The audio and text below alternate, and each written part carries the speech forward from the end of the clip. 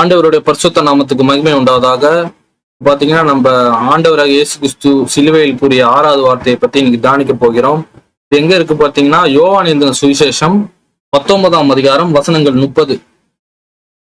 இயேசு காடியை வாங்கிய பின்பு முடிந்தது என்று சொல்லி தலையை சாய்த்து ஆவியை ஒப்பு கொடுத்தார். ஸோ ஆண்டவர் என்ன சொல்றாருன்னா முடிந்தது. இதுதான் அவர் கூறிய 6வது வார்த்தை. இங்கிலீஷ்ல பாத்தீங்கன்னா இட் இஸ் பினிஷ்ட். ஸோ ஆண்டவரே இயேசு கிறிஸ்து கூறிய 6ஆம் வார்த்தை இது. இதை பத்தி தான் நம்ம தியானிக்க போகிறோம். கிட்டத்தட்ட முடிந்தது. இப்போ உதாரணத்துக்கு பாத்தீங்கன்னா ஒருத்தவங்க கல்யாணம் பண்ணி சொல்லுவாங்க, எப்படியாவது என்னோட பசங்க நான் செட்டில் பண்ணணும், நான் வீடு கட்டணும், நான் இந்த வேலைகளை செய்யணும். ஸோ அது எல்லாத்தையும் கம்ப்ளீட் பண்ணியோன்னா ஒரு மனுஷனா என்ன சொல்லுவாங்க, என்னோட வாழ்க்கையோட கடமை எல்லாம் முடிந்து விட்டது, இனி அவ்வளவுதான், அந்த முடிந்தது. அப்ப ஆண்டவராக இயேசு கிறிஸ்துவும் இப்போ கிட்டத்தட்ட அவருக்கு கொடுக்கப்பட்ட அந்த டாஸ்க் அதெல்லாம் அவர் முடித்து விட்டார். அதனாலதான் சிலுவையில் அவர் சொல்றார், மனுஷன் நம்ம எப்படி என்னென்ன பிளான் போட்டோமோ அதெல்லாம் முடிச்சுட்டா என்ன பண்ணுவோம், எனக்கு கொடுக்கப்பட்டது எல்லாம் நான் முடிச்சிட்டேன். ஒரு வயசானவங்க கிட்ட கேட்டா சொல்லுவாங்க, என்னோட பேர பசங்க நான் செட்டில் பண்ணிட்டேன், என்னோட பசங்களை செட்டில் பண்ணிட்டேன், வீடு கட்டி கொடுத்துட்டேன், அவனுக்கு இந்த வீடு இவனுக்கு இந்த வீடு எல்லாரையும் நான் செட்டில் பண்ணிட்டேன், என் வாழ்க்கை எல்லாம் பூரணம், நான் எல்லாத்தையும் முடித்துட்டேன் அப்படின்னு வயசானவங்க சொல்லுவாங்க. கிட்டத்தட்ட இப்போ அதே மாதிரி வார்த்தை தான். ஏன்னா ஆண்டவர் இயேசு கிறிஸ்து மனித ரூபம் எடுத்ததால் அவரும் இதே வார்த்தை சொல்கிறார், நான் முடித்திட்டேன். ஆனால் இங்க பாத்தீங்கன்னா நம்ம மனுஷங்க பாத்தீங்கன்னா வெறும் இந்த உலக பிரகாரமான ஒரு திருப்தியை மட்டும்தான் முடித்தார்கள். ஆனா இன்னும் மரணத்தால் அவர்கள் இன்னும் தோத்துட்டு தான் இருக்கிறாங்க. ஆண்டவராக இயேசு கிறிஸ்து ஏற்கவில்லை என்றால் அவர்கள் இன்னும் தோல்வியில் தான் இருக்கிறார்கள். ஆனால் ஆண்டவராக இயேசு கிறிஸ்து பாத்தீங்கன்னா அவர் இந்த உலக பிரகாரமான முடிவல்ல, நான் இந்த பொருள் வாங்கிட்டேன், இந்த பொருளை செஞ்சுட்டேன், அதை பத்தி அவர் முடிந்ததை பத்தி கூறவில்லை.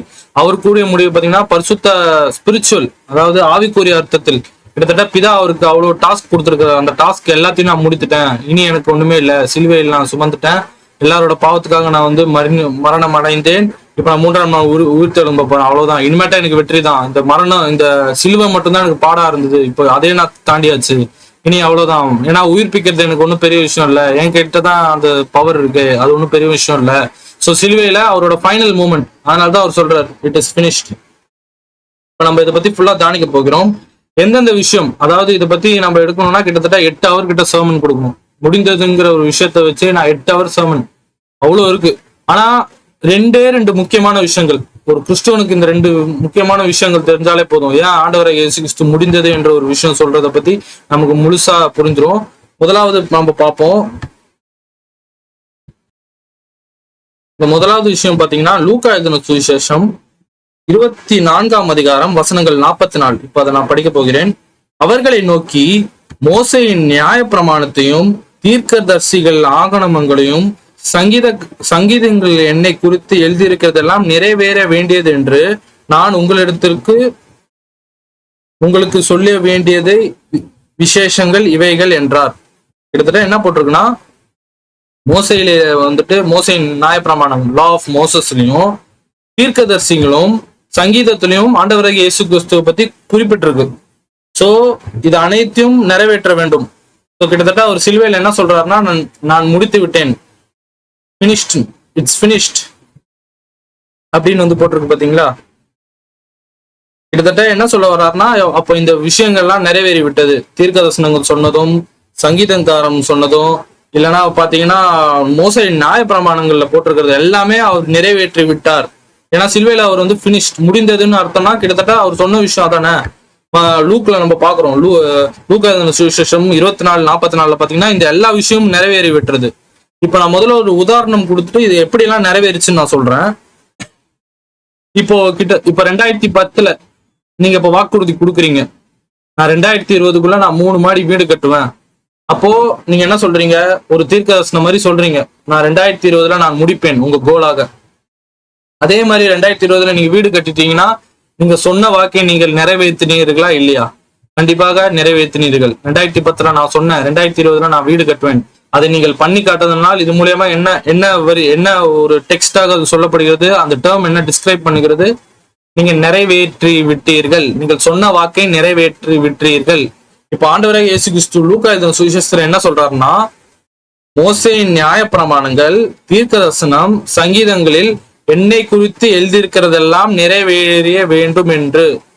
அப்போ முதலாவது தீர்க்கதரிசிகள். தீர்க்கதரிசிகள் வந்துட்டு ஆண்டவராகிய இயேசு கிறிஸ்து பத்தி என்ன கூறுகிறார்கள்? நிறைய விஷயம் இருக்கு.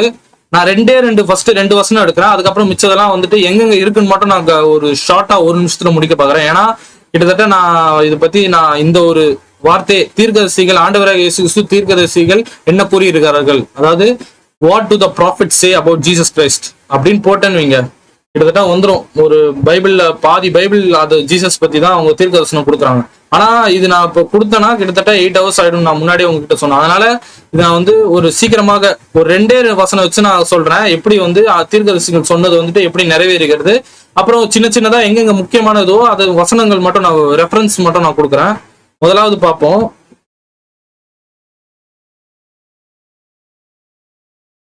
முதலாவது பாத்தீங்கன்னா ஐசியா தீர்க்கதரிசி என்ன கூறுறாரு பாருங்க. ஐசியா தீர்க்கதரிசி 7ஆம் அதிகாரம் வசனங்கள் 14 இப்ப படிப்போம்.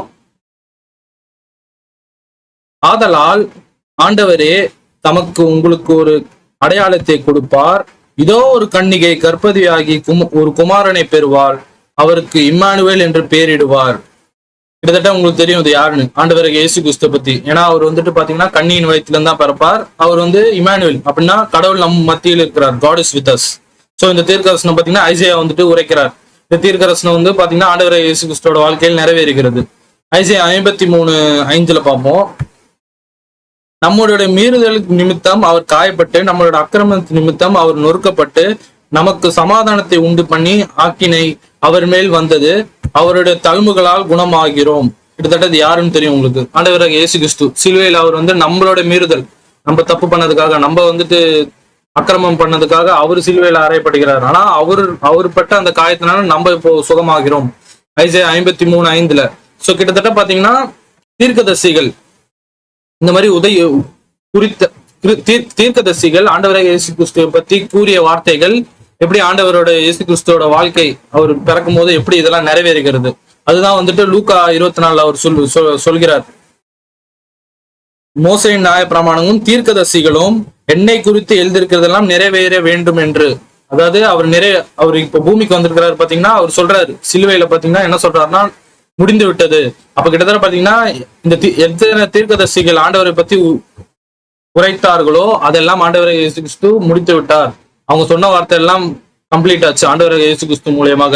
இது நான் ஐசியால மட்டும்தான் காட்டினேன். நான் இப்ப உங்களுக்கு இதை பத்தி லிஸ்ட் எடுக்கணும்னா நான் இப்போ ஒன்னொன்னா சொல்றேன் பாருங்க. எரேமியா 31 இருக்கு, டேனியல் 7 இருக்கு, டேனியல் 9:24-27, எசேக்கியேல் 34 இருக்கு, யோனா புஸ்தகம் 1:17, லிஸ்ட் போயிட்டே இருக்கு, நிறைய இருக்கு. எல்லா தீர்க்கதரிசிகளும் ஆண்டவரை பத்தி ஏதாவது உரைத்து கொண்டிருந்தார்கள். இந்த மாதிரி மேசியாங்கிற ஒருத்தர் வருவார், மேசியா கண்ணில் வயிற்றில் பிறப்பார், மேசியா நமக்காக அடிபடுவார், மேசியா அந்த அந்த தானியேல் 9 பாத்தீங்கன்னா மேசியா அறுக்கப்படுவார்.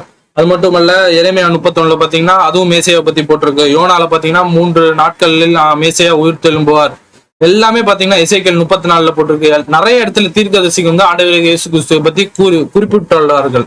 இந்த குறிப்பிட்ட விஷயம் பாத்தீங்கன்னா ஆண்டவராகிய இயேசு கிறிஸ்துவ வாழ்க்கையில எல்லாம் நிறைவேறுகிறது. அவங்க சொன்ன வார்த்தை எல்லாம் இயேசு அப்பாவோட வாழ்க்கையில் அவங்க சொன்னதெல்லாம் அவர் நிறைவேற்றுகிறார். எப்படி நான் ஒரு உதாரணம் கொடுத்தேன். 2010 நான் வீடு கட்டுவேன்னு ஒருத்தர் சொல்றாரு, 2020 அவர் வீடு கட்டிட்டார். அப்ப என்ன அர்த்தம், அவர் சொன்ன வார்த்தையை அவர் நிறைவேற்றி விட்டார். அதே போல் பாத்தீங்கன்னா எரேமியா சொன்ன வார்த்தையை ஆண்டவராகிய இயேசு கிறிஸ்து வாழ்க்கையில் நிறைவேறுகிறது. எசேக்கியேல் சொன்ன வார்த்தை ஆண்டவராகிய இயேசு கிறிஸ்து வாழ்க்கையில் நிறைவேறுகிறது. சோ அவர் சிலுவையில பாத்தீங்கன்னா அவர் சொல்றார் இது முடிந்து விட்டது, இட்ஸ் பினிஷ்ட். அவரு அது ஏன் குறிக்கிறார்னா இந்த மாதிரி விஷயங்கள் தான். தீர்க்கதரிசிங்க சொன்னது எல்லாத்தையும் என் வாழ்க்கையில நான் முடித்துட்டேன். அவங்க கூறிய அனைத்து தீர்க்கதரிசனமும் என் வாழ்க்கையில் நிறைவேறியது. அது மட்டுமல்ல, அதே லூக்கா 24 பாத்தீங்கன்னா சங்கீதக்காரனும் ஆண்டவராகிய இயேசு கிறிஸ்துவை பத்தி கூறுகிறார். இது நான் எடுக்க விரும்பல, நான் சும்மா ஒரு லிஸ்டா நான் கொடுக்குறேன். எவ்வளவு லிஸ்ட் இருக்கு பாருங்க. இது ஒரு சின்ன லிஸ்ட் தான். நான் கிட்டத்தட்ட 160 170 வசனம் இருக்கு. ஆனா நான் அது ஷார்ட்டா நான் எடுக்கிறேன். சங்கீதம் 2 இருக்கு, சங்கீதம் 16 இருக்கு, சங்கீதம் 22 இருக்கு, சங்கீதம் 45 இருக்கு, சங்கீதம் 68 இருக்கு, சங்கீதம் 69 இருக்கு, சங்கீதம் 72 இருக்கு, சங்கீதம் 110 இருக்கு, சங்கீதம் 118 இருக்கு. இது வரும் நான் ஷார்ட்டா உங்களுக்கு கொடுக்குறேன். இது ஒன்னொன்னா சங்கீதக்காரன் என்னென்ன சொன்னான்னு பாத்தீங்கன்னா இன்னைக்கு மெசேஜ் 8 hour ஆயிடும் கண்டிப்பா முடிக்க. சோ கிட்டத்தட்ட பாத்தீங்கன்னா சங்கீதக்காரனும் இதே தான் உரைக்கிறார். அதாவது 22 பாத்தீங்கன்னா சொல்லுவார், என் தேவனே தேவனே ஏன் என்னை கைவிட்டீர். அதே வார்த்தை பாத்தீங்கன்னா ஆண்டவராகிய இயேசு கிறிஸ்து சிலுவையில் இருக்கும்போது அவர் கூறுகிறார். சோ இந்த மாதிரி விஷயங்கள்லாம் சங்கீதக்காரன் கூறப்பட்டதெல்லாம் நிறைவேறுகிறது. இப்பதான் முக்கியமான விஷயம். இப்போ வந்துட்டு தீர்க்கதர்சினிகள் சொன்னது நிறைவேறிடுச்சு. சங்கீதக்காரன் சொன்னதும் ஆண்டவர் இயேசு கிறிஸ்து அவர் வாழ்க்கையை நிறைவேற்றி விட்டார். மோசையின் நியாய பிரமாணங்கள் எப்படி நிறைவேற்ற முடியும்? உங்களுக்கே தெரியும் மோசையின் நியாய பிரமாணங்கள்லாம் என்ன? நீ திருடாதே, டு நாட் ஸ்டீல். நீ வந்து விபச்சாரம் செய்யாது இருப்பாயாக, டு நாட் டூ அடல்ட்ரி. நீ பொய் சொல்லாது இருப்பாயாக. அதுதான் மோசையின் நியாய பிரமாணங்கள், லா. அதுதான் சொல்லப்படுகிறது, மோசஸ் லா. நீ to not steel, to not murder, to not commit adultery. அதை பத்தி தான் கூறப்பட்டிருக்கு. அப்போ இது எப்படி ஆண்டவர் நிறைவேற்றுவார்? இது ஒரு இப்பதான் டெக்னிக்கலான கேள்வி. சிலுவையில முடிஞ்சிச்சுன்னு சொல்றாரு. அப்போ என்ன? அப்போ இதோட சிலுவையில முடிஞ்சிச்சுன்னா அப்போ இனிமேட்ட அப்ப நம்ம வந்துட்டு பொய் சொல்லலாமா, திருடலாமா, அடுத்தவங்களை குறை சொல்லலாமா? ஏன்னா மோசையின் நியாய பிரமாணமும் ஆண்டவர் நிறைவேற்றி விட்டாரு. எப்படி ஒரு வாக்குறுதி கொடுத்த மாதிரி தானே மோசையின் நியாய பிரமாணமும். அப்போ மோசையின் நியாய பிரமாணம் நிறைவேறி விட்டால் அப்போ இனி நம்ம கிறிஸ்தவர்கள் எவ்வளவுனா பாவம் செய்யலாம், அப்படின்னு தப்பு இல்லை. ஏன்னா ஆண்டவர் தான் நிறைவேற்றி விட்டாரு மோசையின் நியாய பிரமாணமும். அதான் வேதம் கூறுகிறதா? சோ இப்பதான் நம்ம பரிசுத்த ஆவியோட ஹெல்ப் வேணும். இல்லைன்னா நம்ம இது நார்மலா படிச்சோம்னா தீர்க்கதரிசிகள் ஓகே ஆண்டவர் நிறைவேற்றி விட்டார், சங்கீதக்காரன் ஓகே நிறைவேற்றி விட்டார். ஆனா நியாய பிரமாணங்கள் எப்படி நிறைவேற்ற முடியும்? அது லா ஆச்சே. நீ திருடக்கூடாதுன்னு கடவுள் சொல்லி இருக்கிற விஷயமாச்சே. நீ வந்துட்டு விபச்சாரம் பண்ணக்கூடாதுன்னு ஆண்டவர் சொல்றாரு. அப்போ அதை எப்படி ஆண்டவர் இயேசு கிறிஸ்து நிறைவேற்றுகிறார்? இப்போ அதுக்கான வசனங்கள் நம்ம பார்க்க போகிறோம். முதலாவது பாத்தீங்கன்னா மோசையின் நியாய பிரமாணம் பத்தி. இந்த நியாய பிரமாணங்கள், மோசையின் நியாய பிரமாணங்கள் எப்படி வந்து மோசை கிடைத்தது பாருங்க. 2 இடத்துல கூறப்பட்டிருக்கு. ஒரு இடத்துல பாத்தீங்கன்னா உபாகமம் புஸ்தகம் 9ஆம் அதிகாரம் வசனங்கள் 10. உபாகமம் 9:10. அப்பொழுது தேவனுடைய விரலினால் ஃபிங்கர், ஞாபகம் வச்சுக்கோங்க, இந்த வார்த்தை முக்கியம். ஏன்னா ஆண்டவர் ஒரு இடத்துல இது பண்ணுவார். அப்பொழுது தேவனுடைய விரலினால் எழுதியிருந்த 2 கற்பனைகளை கர்த்தர் என்னிடத்தில் ஒப்பு கொடுத்தார். கிட்டத்தட்ட பாத்தீங்கன்னா ஆண்டவரோட விரலை வைத்து 2 டேப்லெட்ஸ், அதாவது அந்த 10 கட்டளைகள் உங்களுக்கு தெரியும், 2 அந்த ஸ்டோன்ல தான் உருவாக்குனாரு கடவுள். வந்து 2 ஸ்டோன் டேப்லெட்னு சொல்லுவாங்க. அவரோட விரலினால் எழுதியிருக்கிறார். ஸோ இது ஒண்ணு. 2வது பாத்தீங்கன்னா யாத்ராகமம் புஸ்தகம் 24 வசனங்கள் 4ல பாத்தீங்கன்னா யாத்ராகமம் 24:4 மோசே கர்த்தருடைய வார்த்தைகள் எல்லாம் எழுதி வைத்து அதிகாலையிலிருந்து மலையில் அடியில் ஒரு பலிபீடத்தை கட்டி. கிட்டத்தட்ட இங்க என்ன சொல்லப்பட்டிருக்குன்னா மோசே வந்து கர்த்தருடைய வார்த்தைகளை அவர் வந்து கேட்டு அதை எழுதி வைத்தார். ஒரு இதுல பாத்தீங்கன்னா ஆண்டவர் தன் விரலிலாலே எழுதினார். அதாவது ஆண்டவரோட விரல். இது கிட்டத்தட்ட பாத்தீங்கன்னா நான் கிறிஸ்துவ தான் சொல்லுவேன். ஆனா நிறைய பேர் வந்து இல்லைன்னு சொல்லுவாங்க. இப்ப அதுக்கு நான் எப்படி ப்ரூஃப் காட்டுறேன்னு ஞாபகம் வச்சுக்கோங்க. ஆண்டவர் இயேசு கிறிஸ்து, இயேசுதான் இந்த விரலினால் எழுதுறாரு, மோசைக்கு எழுதி கொடுக்குறாரு நான் சொல்றேன். ஆனா இல்லைன்னு ஒரு சில பேர் இல்லைன்னே வச்சுக்கோங்களேன். நான் அதுக்கு ப்ரூஃப் இப்ப காட்டுறேன். அப்ப 2 விதத்துல மோசைக்கு கிடைத்திருக்கு. ஒண்ணு வந்து அவர் விரலினால் எழுதினார். இன்னொரு பார்த்தீங்கன்னா ஆண்டவர் சொல்றாரு இவர மோசை வந்து எழுதுகிறார். 2 விஷயமால இந்த மோசையின் நியாய பிரமாணம் கிடைக்கிறது. உங்களுக்கு நான் சொன்னேன் நியாய பிரமாணம்னா என்னது? பொய் சொல்லாதே, திருடாதே, அந்த மாதிரி. அதுதான் நியாய பிரமாணங்கள். லா கிட்டத்தட்ட 600க்கு மேல நியாய பிரமாணங்கள் இருக்கு. ஸோ கிட்டத்தட்ட இப்ப நான் வந்து 2-3 முக்கியமான நியாய பிரமாணங்கள் மட்டும் சொல்றேன். ஏன்னா 600 விஷயத்த நான் வந்து ஒரே நேரத்தில் எக்ஸ்பிளைன் பண்ணணும்னா இந்த வீடியோல கண்டிப்பாக முடியாது. உங்களுக்கே தெரியும் 600 படிக்கிறதுக்கே கிட்டத்தட்ட 1 hour மேலே ஆயிடும். அதை பத்தி ஒரு லாவும் எப்படி கடவுள் ஃபுல்ஃபில் பண்றாருன்னு நான் சொன்னேன்னா, அது எப்படி அவர் நிறைவேற்றாருன்னு சொன்னார்னா கிட்டத்தட்ட உங்களுக்கு தெரியும் 8 hour ஆயிடும் கிட்டத்தட்ட அதை முடிக்கிறதுக்குள்ள. ஸோ நான் வந்து முக்கியமான விஷயங்களை நான் சொல்றேன். ஸோ இது கூறதுக்கு முன்னாடி நான் மத்தேயு 5:17 நான் இப்ப படிக்க விரும்புகிறேன். நியாய பிரமாணங்களையும் தீர்க்கதரிசிகளும் அழிக்கிறதுக்கு வந்தேன் என்று எண்ணிக்கொள்ளாதீங்கள், அழிக்கிறதுக்கு அல்ல நிறைவேற்றுறதுக்கு வந்தேன். இதேதான் வந்துட்டு மத்தேயு 5:17 ஆண்டவர் சொல்றாரு. இப்ப இந்த நியாய பிரமாணங்களை எப்படி நிறைவேற்றுகிறார்? நான் இப்ப சொன்ன மாதிரிதான். ஒண்ணு விரல்ல எழுதினாரு, இன்னொன்னு வந்து அவர் வாயால வந்துட்டு மோசைக்கு கொடுக்குறாரு. இப்போ நான் ஒரு சின்ன யோவான்ல ஒரு கதை சுருக்கமா சொல்லி முக்கியமான வசனங்கள் மட்டும் நான் சொல்றேன். யோவான் 8ல பாத்தீங்கன்னா ஒரு விபச்சார ஸ்ரீ, யூதர்கள் வந்து ஒரு விபச்சார ஸ்ரீயை கொண்டு வந்து ஏசப்பா கிட்ட வந்து கொண்டு வருவாங்க. கொண்டு வந்துட்டு என்ன சொல்லுவாங்கன்னா, டீச்சர், அதாவது ஆண்டவரை பார்த்து போதகரே இல்ல டீச்சர், ரபாய் அப்படின்னு கூப்பிடுவாங்க. இந்த பொண்ணு பாத்தீங்கன்னா இது வந்து விபச்சாரம் பண்ணியதை நாங்க கண்டுபிடிச்சிட்டோம், இவளை அதனால நாங்க இப்ப கொண்டு வந்திருக்கிறோம். மோசையின் நியாய பிரமாணம் படி இவங்களை கல்லால எரிஞ்சு கொள்ளணும். ஓகேவா? இதுதான் அவங்க சொல்றாங்க. இதுக்கு நீங்க என்ன சொல்றீங்க? அதாவது இந்த பொண்ணு வந்து இந்த மாதிரி தப்பான விஷயத்துல மாட்டிக்கிச்சு. அந்த நியாய பிரமாணத்துல என்ன போட்டிருக்குன்னா, ஓகே ஒரு பொண்ணு இந்த மாதிரி தப்பு பண்ணுதுன்னா 2 பேரை கொண்டு வரணும். ஆனா அவங்க என்ன பண்றாங்கன்னா அந்த பையனை விட்டாங்க. ஏன்னா அவங்களுக்கு அது தேவையில்லை.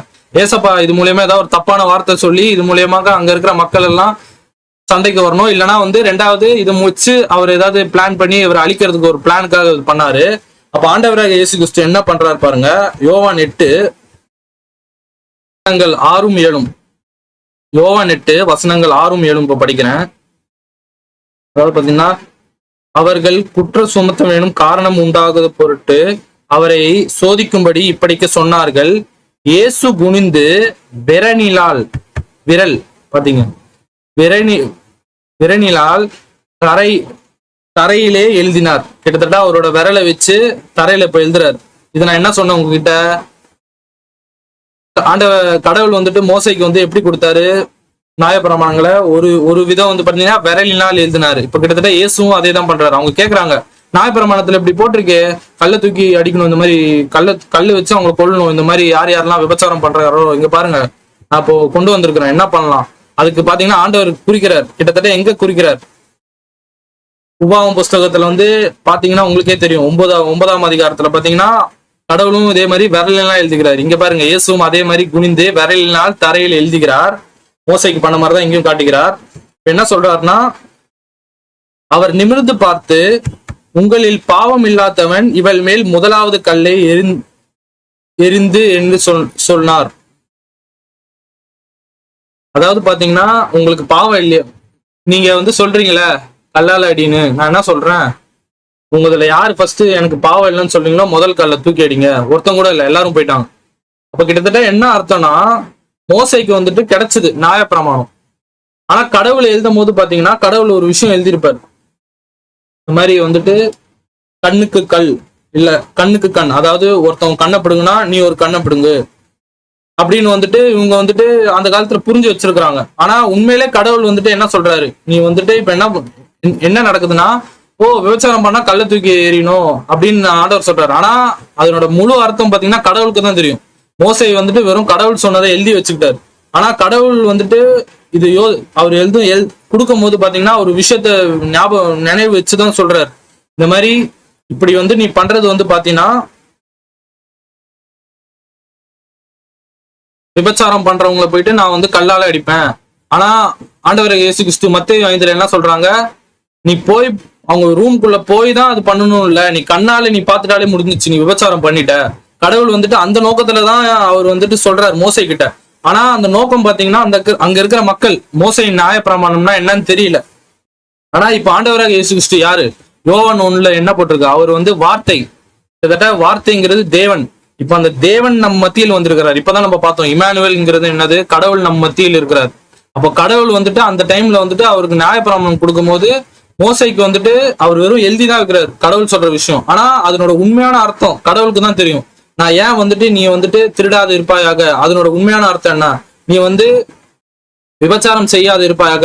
எல்லாரும் என்ன நினைக்கிறாங்க, நம்ம வந்துட்டு விபச்சாரம் வந்துட்டு கிட்டத்தட்ட வேற ஒரு வீட்டுக்குள்ள போனாதான் அது வந்து விபச்சாரம். ஆனா ஆண்டவரோட சிந்தனையில அது வேற பார்வை. அவர் என்ன சொல்றாருன்னா, நீ ரூமுக்குள்ளதான் போகணும்னு அவசியம் இல்ல, கிட்டத்தட்ட நீ வந்துட்டு ஒருத்தவங்களை கண்ணாலே பார்க்கும் போதே நீ வந்துட்டு தப்பான பார்வையில பார்த்தாலே நீ ஏற்கனவே விபச்சாரம் பண்ணிட்டாய். சோ அதுதான் வந்து ஜீசஸ் ரிவீல் பண்றாரு. இப்ப பாருங்க மத்தேயு 5ஆம் அதிகாரம் வசனங்கள் 27. மத்தேயு 5 வசனங்கள் 27 முதல் 28. மத்தேயு 5 27 28 இப்ப நாம பார்க்க போகிறோம். விபச்சாரம் செய்யாது இருப்பாயாக என்பது பூர்வத்திற்கு உரைக்கப்பட்டது என்று கேள்விப்பட்டீர்கள். நான் உங்களுக்கு சொல்கிறேன், அதாவது ஆண்டவரை சொல்கிறார், ஒரு ஸ்திரீயை எச்சையுடன் பார்க்கிறவன் எவனோ தன் இருதயத்தில் அவளோடு விபச்சாரம் செய்து இருக்கிறார். கிட்டத்தட்ட பாத்தீங்கன்னா இஸ்ரேல் வந்து என்ன நினைச்சாங்க, மோசை வந்துட்டு விபச்சாரம் செய்யாது இருப்பாயாக. அப்போ வந்துட்டு ஒருத்தன் வந்துட்டு ஒருத்தன் ரூம்குள்ள போய் அது பண்றதுதான் வந்து தப்பு. ஆனா கடவுள் வந்துட்டு விபச்சாரம் செய்யாது இருப்பாக தான் அவர் எதை நினைச்சு அவர் எழுதுறாரு பாத்தீங்கன்னா, நீ வெறும் அங்க போகணும்னு அவசியம் இல்லை கண்ணா, நீ ஒருத்தனை கண்ணாலே நீ பார்த்தாயோ, அந்த பெண்மணி நீ எச்சையாக பார்த்தாயோ அப்பவே நீ விபச்சாரம் செஞ்சுட்ட. அதுதான் அதனோட உண்மையான அர்த்தம். கிட்டத்தட்ட பாத்தீங்கன்னா கல் எறிகிறவங்க பாத்தீங்கன்னா யாரும் இப்போ எல்லாரும் கீழே போட்டுதான் ஆகணும். ஒருத்தன் என்னன்னா அந்த கூட்டத்திலே ஒரு சில பேர் அந்த பொண்ணை அந்த மாதிரிதான் பார்த்திருப்பாங்க. ஒரு சில பேர் வேற வேற பாவங்கள் செஞ்சிருப்பாங்க. நீ பாவம் செஞ்சுட்டு நான் கல்லெறிய, நான் நீதிமான், நான் கல்லெறிய போறேன், ஐயோ என் நாட்டுல வந்துட்டு விபச்சாரம் நடந்திருக்கு, நான் கல்லெறிய போறேன். இல்ல உண்மையான அர்த்தம் இதுதான். நீ வந்துட்டு வெறும் நீ ரூம்குள்ள போகணும்னு அவசியம் இல்லை. நீ எப்போ கண்ணால பார்த்தாயோ அவ்வளவுதான், முடிஞ்சிருச்சு.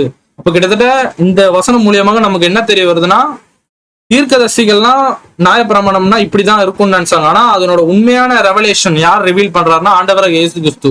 ஏன்னா அவர் தான் வார்த்தை. நான் இன்னொரு எக்ஸாம்பிள் சொல்றேன். இப்ப பாருங்க, கொலை செய்யறத பத்தி போட்டிருக்கு மத்தேயு 5:21. இப்ப அதை பத்தி நம்ம படிப்போம். வசனங்கள் 21, 22. கொலை செய்யாது இருப்பாயாக என்பது கொலை செய்கிறவன் நியாயத்தீர்ப்புக்கு எதுவா இருப்பான் என்பது பூர்வத்திற்கு உரைக்கப்பட்டது என்று கேள்விப்பட்டு இருக்கிறீர்கள். நான் உங்களுக்கு சொல்கிறேன், தன் சகோதரரை நியாயமில்லாமல் கோபித்துக் கொள்கிறவன் நியாயத்தீர்ப்புக்கு எதுவா இருக்கிறான். கிட்டத்தட்ட பாத்தீங்கன்னா பூர்வ காலத்துல என்ன நினைச்சாங்க, கத்தியால எடுத்து ஒருத்தனை குத்துனா ஐயோ நான் கொலைகாரன் நினைச்சாங்க. ஆனா கடவுள் வந்துட்டு எந்த அர்த்தத்துல சொல்றாருன்னா, நீ வெறும் கத்தி எடுத்து குத்துனா மட்டும் நீ கொலைகாரன் இல்ல தம்பி. அந்த கத்தி நீ எப்படி எடுக்க போற? கோவத்தினாலதான். அந்த கோவம் தான் ஃபர்ஸ்ட் எடுத்தோன்னு பாவம். அதுதான் கடவுள் குறிக்கிறார். ஆனா மோசையின் நியாயப்பிரமாணங்கள் அந்த தீர்க்கதரிசிங்கன்னா என்ன நினைச்சுக்கிட்டாங்கன்னா, ஓ நம்ம கத்தி எடுத்து குத்துனா ஓகே அதுதான் தப்பு, அப்ப கோவம் பண்றது தப்பு இல்ல. ஆனா ஆண்டவராகிய இயேசு கிறிஸ்து யாருன்னு சொன்ன, அவர் வந்து வார்த்தை.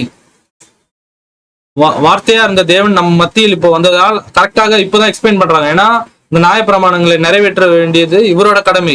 அப்போ நிறைவேற்ற வேண்டும் என்றால் அதை பத்தி கரெக்டாக எக்ஸ்பிளனேஷன் கொடுக்க வேண்டும். அப்போ மோசையின் நியாயப்பிரமாணம் அவர் நிறைவேற்றி விட்டார்னா என்ன அர்த்தம்? நீங்க இதெல்லாம் புரிஞ்சிருப்பீங்க. ஆனா அதனோட உண்மையான அர்த்தம் பாத்தீங்கன்னா இது மூலியமாக அவர் நிறைவேற்றுகிறார். உங்களுக்கு நான் புரிஞ்சிருக்கும்னு நான் நினைக்கிறேன். கிட்டத்தட்ட அதாவது கொலை செய்யாது இருப்பாயாக அப்படிதான் தீர்க்க நியாயப்பிரமாணங்கள் மோசையின் நியாயப்பிரமாணங்கள் சொல்லப்படுகிறது. ஆனா அதனோட உண்மையான அர்த்தம் பாத்தீங்கன்னா ஆண்டவராகிய இயேசு கிறிஸ்து கூறுகிறார். என்ன கூறுகிறார்? நீ கத்தியால குத்துனா மட்டும்தான் நீ கொலைகாரன் கிடையாது. நீ எப்போ ஒரு மனுஷன் நியாயம் இல்லாமல் கோபம் கொள்கிறாயோ அப்பயே நீ ஒரு கொலைகாரன். அதனோட உண்மையான அர்த்தத்தை ஆண்டவராகிய இயேசு கிறிஸ்து இங்கே குறிப்பிடுகிறார். அதனாலதான் வந்துட்டு ஆண்டவராகிய இயேசு கிறிஸ்து இது மூலியமாக மோசையின் நியாயப்பிரமாணங்களும் நிறைவேற்றுகிறார். ஏன்னா அவருக்கு தான் தெரியும். ஏன்னா அவர் தான் விரல் இல்லாமல் எழுதினார். உங்களுக்கு நான் ப்ரூஃப் காட்டினேன். யோவான் 8 அவர் தரையில குனிஞ்சு எழுதுறது பாத்தீங்கன்னா அங்க உபாகமம் புஸ்தகம் 9 பாத்தீங்கன்னா அதே மாதிரிதான் தேவனும் வந்துட்டு மோசைக்கு வந்துட்டு விரலினால் எழுதினார். சோ எப்படி அவர் நிறைவேற்றாருன்னா அதனோட உண்மையான அர்த்தத்தை ரிவீல் பண்றாரு. இப்ப இந்த வசனத்தை படிச்சீங்கன்னா இன்னும் உங்களுக்கு கிளியரா தெரிஞ்சிடும். இப்ப அந்த வசனத்தை நான் எடுக்கிறேன் பாருங்க. மத்தேயு 5:18.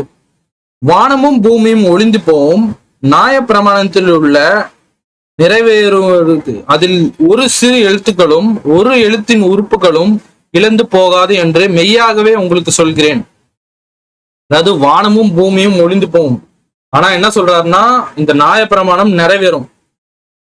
அதுல இருக்கிற ஒரு எழுத்து கூட மிஸ் ஆகாது. அனைத்தையும் நான் நிறைவேற்றுவேன். கடவுள் ஆண்டவராகிய இயேசு கிறிஸ்து என்ன சொல்றாரு? மத்தேயு வந்துட்டு 15:17 தான் இப்ப நம்ம பார்த்தோம்.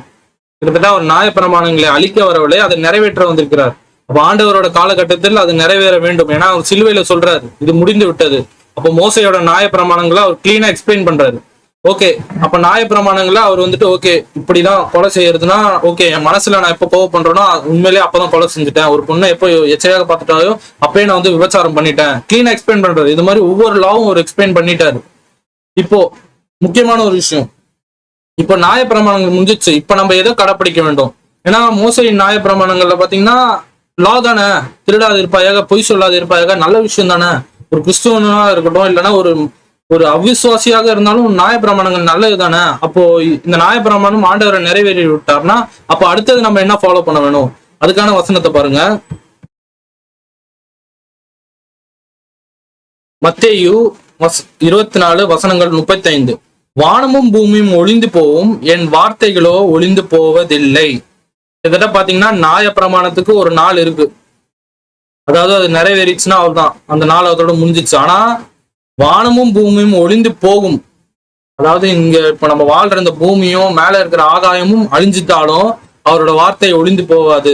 ஆனா இதே நம்ம வந்து பாத்தீங்கன்னா நியாயப்பிரமாணங்களுக்கு ஒரு நாள் இருக்கு, அது நிறைவேற்றத்துக்கு ஒரு நாள் இருக்கு. மத்தேயு 5:18 பாத்தீங்கன்னா நான் இப்ப இங்கிலீஷ்ல படிக்கிறேன்.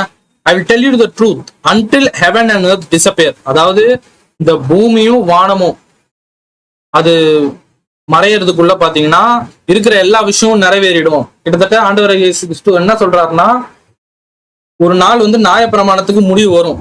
ஆனா இந்த வானமும் பூமியும் ஒளிந்துட்டாலும் அவரோட வார்த்தையை ஒளிந்து போகாது. யாரோட வார்த்தை? ஆண்டவராகிய இயேசு கிறிஸ்து வார்த்தை. அதனால இனி என்ன சொல்றாருன்னா என்னை பின்பற்று. நியாயப்பிரமாணங்கள் என்னை பத்தி குறிக்கிறது. மோசையின் நியாயப்பிரமாணங்கள் என்னை பத்தி குறிக்கிறது. ஏன்னா நான் தான் அதை எழுதினேன். அதனோட உண்மையான அர்த்தத்தை நான் ரிவீல் பண்ணிட்டேன். இனி என்னை பின்பற்று. அதுக்கான வசனத்தை நான் எடுக்கிறேன். மத்தேயு 7:24 பாருங்க. இந்த வசனத்துல பாத்தீங்கன்னா, ஆகையால் நான் சொல்லிய வார்த்தைகளை எல்லாம் கேட்டு இவைகளின்படி செய்கிறவன் எவனோ அவனை கண்மலையின் மேல் தன் வீட்டை கட்டின புத்தியுள்ள மனுஷனுக்கு ஒப்பிடுவேன். கிட்டத்தட்ட பாத்தீங்கன்னா, ஆண்டவராகிய இயேசு கிறிஸ்துவ வார்த்தையை நீ கீழ்படிஞ்சினா என்ன, you are a wise man. அதாவது புத்தி உள்ள மனுஷன் தமிழ்ல போட்டிருக்கு பாருங்க. அப்போ நியாயப்பிரமாணங்களும் நிறைவேறி விட்டார். ஆண்டவராகிய இயேசு கிறிஸ்து என்ன சொல்றாருன்னா, இது மூலியமாக என் வார்த்தையை நீ கீழ்படி. இனி நியாயப்பிரமாணங்கள் என்னை பத்தி குறிக்குது. சங்கீதக்காரன் என்னை பத்தி கூறுகிறார். தீர்க்கதரிசிகள் என்னை பத்தி கூப்பிடுறாங்க. இனி come to the New Testament. You are not in the Old Testament, come to the New Testament. அதுதான் ஆண்டவராகிய இயேசு கிறிஸ்து சொல்கிறார். சோ சிலுவையில் அவர் என்ன சொல்றாருன்னா, நான் முடிந்து விட்டேன், இட்ஸ் பினிஷ்ட். அவர் பயணம் முடிந்து விட்டதா? கண்டிப்பாக முடியவில்லை. இது தொடர்ந்துகிட்டே தான் இருக்கும். ஏன்னா அவர் சிலுவையில அரைஞ்சிட்டாரு பாவ மன்னிப்புக்காக. அப்ப எல்லாமே முடிஞ்சிச்சு. எல்லாம் நியாயப்பிரமாணம், எல்லா தீர்க்கதரிசியும் எல்லாத்தையும் முடிச்சிட்டாரு. இனி நம்ம தான் ஏத்துக்க வேண்டியது நம்ம கடமை. சோ அதுக்காக பிதா இடத்தில் பரிந்து பேசுகிற ஒரு தேவனாக நம்ம மத்தியில் இப்ப இருக்கிறார். பரலோக ராஜ்யத்தில் இருக்கிறார். உங்களுக்கு புரிஞ்சிருக்கும் நான் நம்புறேன். இது ஒரு சின்ன ஒரு ரீகேப் மாதிரி நான் உங்களுக்கு சொல்றேன். இப்போ இயேசுவோட 6வது வார்த்தை பார்த்தீங்கன்னா, இது முடிந்து விட்டது, இட்ஸ் பினிஷ்ட். கிட்டத்தட்ட என்னென்ன முடித்தார் அதனோட முதல் பாயிண்ட் நான் எக்ஸ்பிளைன் பண்ணேன். நியாயப்பிரமாணங்களை அவர் இட்ஸ் முடிந்து விட்டது. இனிமேட்ட அவரை தான் பின்பற்ற வேணும். ஏன்னா நியாயப்பிரமாணங்கள் ஆண்டவர் அவரோட கைகளால் எழுதப்பட்டது என்று நம்ம பழைய ஏற்பாடுல பார்த்தோம். எப்படி ஆண்டவரை இயேசு கிறிஸ்து அந்த யோவான் நெட்ல பாத்தீங்கன்னா அவரும் கைகளால் எழுதி இது மூலியமாக ப்ரூஃப் காட்டுகிறார். நான் தான் அந்த நியாயப்பிரமாணத்தை எழுதினவன், என்கிட்டே நீ சேலஞ்ச் பண்றியா? அதனோட உண்மையான அர்த்தத்தை நமக்கு சொல்லி கொடுத்துட்டார். நியாயப்பிரமாணங்களோட உண்மையான அர்த்தத்தை சொல்லி கொடுத்தது மூலியமாக பழைய நியாயப்பிரமாணங்கள் முடிவடைந்து விட்டது. ஆனால் ஆண்டவராகிய இயேசு கிறிஸ்து வார்த்தையை நாம் இனி பின்பற்ற வேண்டும். ஏனென்றால் வானமும் பூமியும் அழிந்தாலும் அவரோட வார்த்தை அழியாது. ஆனா நியாயப்பிரமாணங்கள் பாத்தீங்கன்னா வானமும் பூமியும் அழியறதுக்குள்ளதான் அந்த நியாயப்பிரமாணம் இருக்கிற அனைத்து வார்த்தைகளும் நிறைவேறும். கிட்டத்தட்ட பாத்தீங்கன்னா ஆண்டவராகிய இயேசு கிறிஸ்து சிலுவையில் அவர் கிட்டத்தட்ட நியாயப்பிரமாணங்கள் அனைத்தையும் நிறைவேற்றி விட்டார். இன்னும் ஒரு சில விஷயங்கள் வேணா இருக்கும். ஏன்னா அந்த வானமும் பூமியும் ஆண்டவராகிய இயேசு கிறிஸ்து 1000 வருஷம் கழிச்சு தான் அழிய போகுது. இன்னும் ஒரு சில விஷயங்கள்லாம் என்ன வரும்னு பாத்தீங்கன்னா, அவர் 1000 வருஷம் கழிச்சு பிசாசானவன் சிறையில் அடைப்பான் என்று வேதம் கூறுகிறது. அது மட்டுமல்ல, அவர் ராப்சர்ன் என்ற ஒரு வார்த்தைகள் நம்ம கிறிஸ்தவர்கள் சொல்லுவோம். அது மட்டுமல்ல, 7 வருஷம் உபத்திரவ காலம், அதெல்லாம் இன்னும் நடக்கவில்லைல்ல. சோ அந்த விஷயங்கள்லாம் எப்போ நடக்கும்னா, இந்த பூமியும் இந்த வானமும் ஒளியும் போது. சோ அது வரைக்கும் இந்த நியாயப்பிரமாணங்கள்ல நிறைவேறி கொண்டுதான் இருக்கு. ஆனா முக்கியமான நியாயப்பிரமாணங்கள் அது எல்லாமே முடிந்து விட்டது. இனி கிறிஸ்துவை பின்பற்று. அதுதான் முதலாவது விஷயம். ரெண்டாவது பாத்தீங்கன்னா, தீர்க்கதரிசிகளும் சங்கீதக்காரனும் சொன்ன அனைத்து கிறிஸ்துவை பத்தி சொன்ன எல்லா விஷயமும் ஆண்டவரை இயேசு கிறிஸ்து நிறைவேற்றி விட்டார். ஆனால அவர் சிலுவையில் அவ்வளோ போல்டாக அவர் சொல்கிறார், நீங்க கொடுத்த எல்லா தீர்க்கதரிசிகள் சொன்ன எல்லா விஷயத்தையும் நான் முடித்து விட்டேன், இட்ஸ் பினிஷ்ட். சங்கீதக்காரன் சொன்னது எல்லா விஷயமும் நான் முடித்து விட்டேன், இட்ஸ் பினிஷ்ட். லா ஆஃப் மோசஸை பத்தி அதாவது நியாயப்பிரமாணங்களை பத்தி நான் ஃபுல்லா எக்ஸ்பிளைன் பண்ணிட்டேன், இட்ஸ் பினிஷ்ட். இனி என்ன பின்பற்று. அது கூட நான் என்னோட டிசைபிள்ஸுக்கும் இனி வரப்போற சந்ததிக்கும் நான் சொல்லிவிட்டேன் கிட்டத்தட்ட. அதனால அவர் சிலுவையில ஓகே, இதா கொடுத்த எல்லா விஷயத்தையும் நான் முடித்து விட்டேன் அப்படிங்கிற ஒரு விஷயத்தை இது மூலியமாக அவர் ரிவீல் பண்ணிக்கிறார். முதல் பாயிண்ட் புரிஞ்சிருக்கும் நான் நம்புறேன். இப்ப ரெண்டாவது கடைசி பாயிண்ட் ரொம்ப முக்கியமான விஷயம். இதுல நிறைய பாயிண்ட் பேசலாம். கடவுள் என்னென்ன விஷயம் முடித்தாருன்னு பாத்தீங்கன்னா 8 hours பேசலாம். ஆனா இந்த 2 பாயிண்ட் போதும். இந்த ரெண்டாவது விஷயம் பாத்தீங்கன்னா எதை பாத்தீங்கன்னா, ஆண்டவராகிய இயேசு கிறிஸ்து ஒரு புதிய உடன்படிக்கையை கொண்டு வந்தார். உடன்படிக்கை தான் முக்கியம். முதலாவது பாத்தீங்கன்னா, உடன்படிக்கைன்னா என்ன? நான் இங்கிலீஷ்ல சொல்றேன்.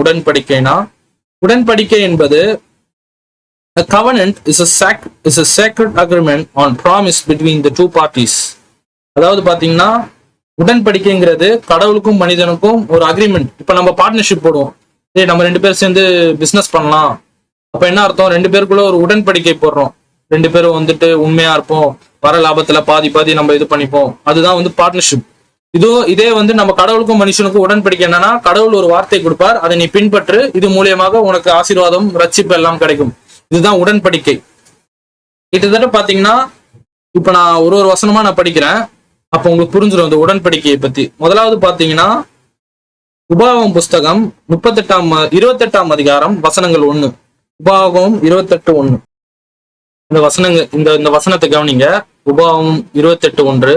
இன்று நான் உனக்கு விதிக்கிற உன் தேவனாகிய கர்த்தருடைய கட்டளைகளை எல்லாம் செய்ய நீ கவனமா இருக்கும்படிக்கு அவர் சத்தத்திற்கு உண்மையாக செவி கொடுக்கிறவன் உன் தேவனாகிய கர்த்தர் பூமியில் உள்ள சகல ஜாதிகளையும் உன்னை மேன்மையாக வைப்பார். அதாவது பாத்தீங்கன்னா கடவுள் கொடுக்கிற கட்டளைகளை நீ கீழ்ப்படிந்து அவரோட சத்தத்துக்கு நீ செவி கொடுப்பாயானால் உன் தேவனாகிய கர்த்தர் பூமியில் சகல ஜாதிகளும் உண்மை மேன்மைப்படுத்துவார். இது பாத்தீங்கன்னா ஒரு கவர்னன்ட், ஒரு உடன்படிக்கை, ஒரு பார்ட்னர்ஷிப் கடவுளுக்கும் மனுஷனுக்கும். நீ என்னோட கட்டளையை கீழ்படுத்தினா நான் உன்னை வந்துட்டு மேன்மைப்படுத்துவேன், நீ என்னோட கட்டளையை மீறினியா உனக்கு அடிவிடும். இதுதான் சொல்றாரு. அதே இது பாத்தீங்கன்னா 27 உபாகம் 27 வசனங்கள் 6 பாருங்க, இந்த விஷயம் தான் போட்டிருக்கு, நான் சொன்ன விஷயம்தான். உபாகமம் 27 உபாகமம் 27 இல்ல 28 தான். 28:15 பாருங்க, நான் இங்கிலீஷ்ல படிக்கிறேன். However, if you do not obey the law, you do not obey the Lord your God and do not carefully follow all his commands and decrees, I will give you today all these curses will come upon you and overtake you. கிட்டத்தட்ட பாத்தீங்கன்னா நீ என்னோட கட்டளையை கீழ்ப்படிஞ்சா உனக்கு ஆசீர்வாதம், என் கட்டளை நீ கீழ்ப்படியலன்னா உனக்கு என்னது சாபம், கர்ஸ் அப்படின்னு வசனம் போட்டிருக்கு. கர்ஸ்னா என்னது? மரணம். ஏன்னா வந்துட்டு நம்மளோட கடைசி எங்க போகுது, நமக்கு வந்து மரணம் உருவாருதான். கிட்டத்தட்ட என்ன சொல்றாருன்னா, நீ வந்துட்டு என்னோட கட்டளையை கீழ்ப்படிஞ்சினா, நியாயப்பிரமாணங்களோட கட்டளைகளை கீழ்ப்படிஞ்சால் உனக்கு வந்து ஆசீர்வாதம், கீழ்ப்படிலையா நீ சாபம், நீ மறுத்து விடுவாய், உன்னோட நாடு அழியப்படும், நீ கீழ்ப்படி.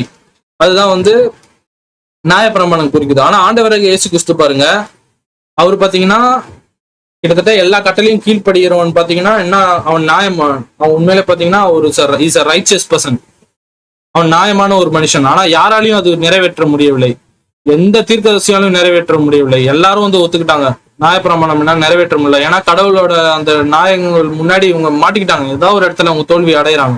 ஆனா ஒருத்தர் ஜெயிக்கிறார், எந்த பாவமும் செய்யவில்லை. அந்த வசனத்தை நம்ம பார்ப்போம். 2 கொரிந்தியர் 5:21. 2 கொரிந்தியர் 5ஆம் அதிகாரம் வசனங்கள் 21. 2 கொரிந்தியர் 5:21. நாம் அவருக்குள் தேவனுடைய நீதியா இருக்கும்படிக்கு பாவம் அறியாத அவரை நமக்காக பாவமாக்கினார். கிட்டத்தட்ட இது யாருன்னு உங்களுக்கு தெரியும், ஆண்டவராகிய இயேசு கிறிஸ்து. அவர் பாவமே அறியாதவர், ஆனால் நமக்காக அவர் பாவமாக்கப்பட்டார். கிட்டத்தட்ட பாத்தீங்கன்னா நம்ம இப்பதான் படிச்சோம், பழைய உடன்படிக்கையில் என்ன போட்டிருக்கு, நீங்க வந்துட்டு என் கட்டளைகளை, கடவுளோட கட்டளைகளை கீழ்ப்படிந்தால் உங்களுக்கு ஆசீர்வாதம், நீங்க கீழ்ப்படியிலையா நீங்க சாபத்துல இருக்கீங்க. சாபங்கிறது மரணத்தை குறிக்குது. ஆனா ஆண்டவராகிய இயேசு கிறிஸ்து என்ன பண்ணுகிறார்? ஒண்ணுமே பண்ணல. அவர் வந்து கிட்டத்தட்ட பாவமே அறியாதவர். அப்ப கிட்டத்தட்ட எல்லா கட்டளையும் அவர் கீழ்ப்படிஞ்சிருக்கிறார், நியாயப்பிரமாணங்களோட கட்டளையில. ஏன்னா அவர் தான் எழுதினவர், அவருக்கு தெரியும் எல்லா விஷயமும். நான் இப்பதான் உங்களுக்கு முன்னாடி எக்ஸ்பிளைன் பண்ணேன். ஆனா நமக்காக அவர் பாவமாக்கப்பட்டார். சோ இது மூலியமாக என்ன ஆகுறது, ஒரு புதிய உடன்படிக்கை இது மூலியமாக உருவாகிறது. பழைய உடன்படிக்கை பாத்தீங்கன்னா கட்டளை கீழ்ப்படினா அவள்தான் மரணம். ஆனா ஆண்டவராகிய இயேசு கிறிஸ்து இவர் ஒருத்தர் மட்டும் யூனிக். ஏன்னா இவர் வந்து பரலோகத்திலிருந்து வந்த தேவன், பரலோகத்திலிருந்து நமக்காக பூமிக்கு வந்த மனுஷன், பரலோகத்தை வார்த்தையா இருந்து இப்ப அவர் பூமியில வந்திருக்கிறார். கிட்டத்தட்ட அவரும் மனுஷன் மாதிரி அவரும் பாவம் பண்ணியிருக்கணும் தான். ஆனா வேதம் என்ன சொல்றதுன்னா, அவர் பாவம் அறியாதவர், ஆனா நமக்காக அவர் பாவமாக்கப்பட்டார். சோ இது கிட்டத்தட்ட பாத்தீங்கன்னா அப்ப பழைய உடன்படிக்கையை வந்துட்டு யாரோ ஒருத்தர் ஃபுல்ஃபில் பண்ணணும்னா அதை மட்டும்தான் முடியும். பழைய உடன்படிக்கையில போட்டிருக்கே, நீ வந்து பாவம் செய்யலைன்னா நீ ஆசீர்வதிச்சுக்கிட்டு தான் இருப்பாரு. ஆனா ஆண்டவர் பார்த்தீங்கன்னா சிலுவையில சுமக்கிறாங்களே, அவ்வளவு பாவத்தை சுமக்கிறார் என்று வேதம் கூறுகிறது. அப்ப இது மூலியமாக என்ன தெரிகிறது, ஒரு புதிய உடன்படிக்கை ஆண்டவராகிய இயேசு கிறிஸ்து மூலியம் ஏற்படுகிறது. முதலாவது உடன்படிக்கை. 2வது பாத்தீங்கன்னா ரத்தத்தினால் உடன்படிக்கை. நம்ம வந்துட்டு ஃபர்ஸ்ட் இந்த நியாயப்பிரமாணத்தோட உடன்படிக்கையும் எப்படி ஆண்டவராகிய இயேசு கிறிஸ்து மூலியம் நியாயப்பிரமாணம் முடிந்து இயேசு கிறிஸ்துவோட உடன்படிக்கை நியூ டெஸ்டமெண்ட் வருகிறதோ, இப்ப ரத்தம் மூலியமாக நம்ம பார்க்க போறோம் பிளட் கவர்னன்ட் எப்படி நடக்குதுன்னு. இந்த ரத்தத்தின் உடன்படிக்கை பழைய ஏற்பாடு கால புஸ்தகத்துல எங்க போட்டிருக்கு பாத்தீங்கன்னா, எக்ஸோடஸ், அதாவது யாத்ராகமம் புஸ்தகம் 24ஆம் அதிகாரம் வசனங்கள் 8 இப்ப நான் படிக்கிறேன். அப்பொழுது மோசே ரத்தத்தை எடுத்து ஜனங்கள் மேல் தெளித்து, இந்த வார்த்தை யாவற்றையும் குறித்து கர்த்தர் உங்களோடு பண்ணிய உடன்படிக்கை ரத்தம் இதுவே என்றார். கிட்டத்தட்ட என்ன பண்றதா, மோசே அந்த பலி கொடுக்கிறார், அதாவது அனிமல், ஒரு மிருகத்தை பலி கொடுத்து ஜனங்கள் மேல தெளித்து, இது பாத்தீங்கன்னா ரத்தத்தோட உடன்படிக்கை. ஸோ பழைய ஏற்பாடுல பாத்தீங்கன்னா ஒரு உடன்படிக்கை ரத்தம் மூலியமாக வருகிறது. முதலாவது பார்த்தோம், நீ நியாயப்பிரமாணத்தை கீழ்ப்படிஞ்சினா நீ ஆசீர்வதிப்பாய், கீழ்ப்படினா நீ சாபத்துல இருக்கிறாய். ஆனா அதை ஒருத்தர் நிறைவேற்றார், யாரு? ஆண்டவர் இயேசு கிறிஸ்து. ஏன்னா அவர் வந்து பாவமே அறியாதவர். அப்ப வந்து அவர் நியாயப்பிரமாணங்கள் அனைத்தையும் கீழ்ப்படிந்தவர். ஆனா நமக்காக அவர் வந்து மரிக்கிறார். இது மூலியமாக பழைய உடன்படிக்கை முடிந்து ஒரு புதிய உடன்படிக்கை ஆண்டவருக்கும் நமக்கும் வருகிறது. இது எப்படின்னா ஆண்டவராக இயேசு கிறிஸ்துவை ஏற்றுக்கொள்வது மூலம். இப்ப ரெண்டாவது பாத்தீங்கன்னா மோசே என்ன பண்றாருன்னா, இதே ரத்தம் வந்துட்டு மனுஷன் அங்க இருக்கிற இஸ்ரேல் மேல ஜனங்கள் மேல தெளிச்சு என்ன சொல்றாருன்னா, இது வந்து ரத்தத்தின் உடன்படிக்கை, இதை ஞாபகம் வச்சுக்கோங்க. ஆனா ஆண்டவராக இயேசு கிறிஸ்து என்ன பண்றாரு பாருங்க. லூக்கா எழுதின சுவிசேஷம் 22ஆம் அதிகாரம் வசனங்கள் 20. லூக்கா எழுதின சுவிசேஷம் 22ஆம் அதிகாரம் வசனங்கள். இதுல பாருங்க, லூக்கா எழுதின சுவிசேஷம் 22:20. அப்பத்தை போஜன பண்ண பின்பு அவர் அந்தபடியே பாத்திரத்தை கொடுத்து, இந்த பாத்திரம் உங்களுக்காக சிந்தப்பட்டு இருக்கிற என்னுடைய இரத்தமாக இருக்கிறது, புதிய உடன்படிக்கையாக இருக்கிறது என்றார். அதாவது உங்களுக்காக சிந்தப்படும் என்னுடைய ரத்தத்தில் ஆகிய புதிய உடன்படிக்கை, அவரோட ரத்தம். மோசே என்ன பண்றாரு, ஆனிமலோட ரத்தத்தை எடுத்து தெளிச்சு, இது வந்து கடவுளுக்கும் நமக்கும் இஸ்ரேலுக்கும் ஜனங்களுக்கும் கடவுளுக்கும் உள்ள உடன்படிக்கை. ஆனா ஆண்டவரை இயேசு கிறிஸ்து அதை நிறைவேற்றிட்டார். அதனால இங்க மறுபடியும் அந்த பிளட் கவர்னன்ட் வருது. ஆனா இது என்ன சொல்றாரா, இது என்னோட ரத்தம், உங்களுக்காக சிந்தப்படுகிற என்னுடைய புதிய உடன்படிக்கையாக இருக்கிறது. சோ இது மூலியமாக மறுபடியும் அவர் வந்து சிலுவையில வந்து சொல்லிட்டாரு, முடிவடைகிறது. அப்போ வந்துட்டு மோசையோட அந்த உடன்படிக்கை தானே இருக்க வேண்டும். ஆனா இது அவர் நிறைவேறுவது, கிட்டத்தட்ட இது முடிவடைவது என்று சொல்வது மூலியமாக என்ன சொல்றாருன்னா, புதிய உடன்படிக்கை வந்து விட்டது. ஏன்னா அது அவர் வந்து சிலுவையில முடிவடைந்து சொல்லிட்டு, இன்னும் நீங்க மோசையோட உடன்படிக்கை எல்லாம் இருக்கீங்கன்னா நம்ம என்ன பண்ணுவோம், நம்ம எடுத்துட்டு இப்போ ஒரு மிருகத்தை பலி கொடுத்துட்டு ரத்தத்தை தெளிச்சுட்டு அப்பா பாவ மன்னிப்பு கிடைச்சிச்சு. அதுவும் இஸ்ரேல் ஜனங்களுக்கு மட்டும்தான், நமக்கு இல்ல, இஸ்ரேல் ஜனங்களுக்கு அது ஸ்பெசிபிக்கா. ஆனா ஆண்டவராக இயேசு கிறிஸ்து வந்துட்டு யோவான் 3:14 என்ன போட்டிருக்கு, தேவன் தம் ஒரே பேரான குமாரனை விசுவாசிக்கிறவன் எவனோ, அதாவது வெறும் வந்துட்டு இஸ்ரேல் மட்டும் இல்ல, எவனோ, கிட்டத்தட்ட நீ இத்தாலியில இருக்கலாம், இந்தியால இருக்கலாம், எந்த ஊர்ல இருந்தாலும் நீ விசுவாசிச்சா போதும், நீ அந்த புதிய உடன்படிக்கைக்குள்ள வந்துருவ. அதனால அவர் சிலுவையில் அவர் தைரியமா சொல்றாரு, நீங்க கொடுத்த வேலையை நான் முடிச்சு விட்டேன், நீங்க கொடுத்த மிஷினை நான் வந்து முடிச்சிட்டேன், ஒரு புதிய உடன்படிக்கை என்னோட ரத்தத்து மூலியமாக நான் வந்துட்டு அந்த அந்த அந்த கடமையும் நான் முடித்து விட்டேன், அவர் தைரியமாக சொல்கிறார். அதுக்கான உதாரணம் தான் கொடுத்தேன். மோசே பாத்தீங்கன்னா ரத்தத்தை வச்சு இஸ்ரேல் ஜனங்களுக்கு மட்டும்தான். ஆனா ஆண்டவர் பாத்தீங்கன்னா, for God so loved the world that he gave his only begotten son, அதாவது உலகத்தை அவர் நேசிச்சதால், அதாவது அவர் இஸ்ரேலை மட்டும் நேசிக்கல, இயேசுப்பா மூலியமாக ஜூ ஜென்டைல் ரெண்டு பேரும் இன்னும் ஒன்னாயிட்டாங்க. அதுதான் வேதம் கூறுகிறது. சோ ஒரு புதிய உடன்படிக்கை ஆண்டவரை இயேசு கிறிஸ்து நிறைவேற்றியதால் அவர் தைரியமாக சிலுவையில் கூறுகிறார், இது முடிந்து விட்டது, நீங்க கொடுத்த மிஷன் நான் முடித்து விட்டேன். இப்ப இதே ஒரு விஷயம் பழைய ஏற்பாடுல பாத்தீங்கன்னா, லேவிய புஸ்தகம், நான் அதை எடுக்கிறேன். பழைய ஏற்பாடு காலத்துல இப்போ அதே ரத்தத்தை வச்சு நான் சொல்றேன். லேவியர் புஸ்தகம் 17ஆம் அதிகாரம் வசனங்கள் 11 பார்ப்போம். லேவியர் 17:11. லேவியர் புஸ்தகம் 17:11 என்ன போட்டிருக்குன்னா, மாம்சத்தில் உயிர் ரத்தத்தில் இருக்கிறது. அதாவது உயிர்னா பாத்தீங்கன்னா சோல், ஜீவ ஆத்மானான்னு ஆதாம் கூறப்பட்டிருக்குல்ல, ஒருத்தரோட ஆத்மா எதுல இருக்குன்னா அவனோட ரத்தத்துல இருக்கும். அப்ப கிட்டத்தட்ட என்ன சொல்ல வருதுன்னா, இப்போ ஒரு மிருகத்தை பலி கொடுத்துட்டு அந்த ரத்தத்தை நம்ம குடிச்சா என்ன ஆகுதுன்னா, அந்த ஆனிமல் வந்து நம்ம உடம்புக்குள்ள போகுது. அதுதான் வேதம் கூறுகிறது, ஒரு மாம்சத்தின் உயிர் ரத்தத்தில் இருக்கிறது. இங்க பாருங்க, the life of all creature is in blood to make an atonement for yourself on the altar. It is the blood that makes atonement for one's life. ஆனா இந்த ரத்தத்தை பாத்தீங்கன்னா பழைய ஏற்பாடு கால புஸ்தகத்துல என்ன சொல்லுதுன்னா, அந்த மிருகத்தை பலி கொடுத்தோடனே அந்த ரத்தத்தை வந்து என்ன பண்ணணும்னா, நீ குடிக்க கூடாது, அது ஃபுல்லா நீ கொட்டிடணும்னு போட்டிருக்கு பழைய ஏற்பாடு கால உடன்படிக்கையில. அது பார்ப்போம். உபாகமம் புஸ்தகம் 12ஆம் அதிகாரம் வசனங்கள் 23-24.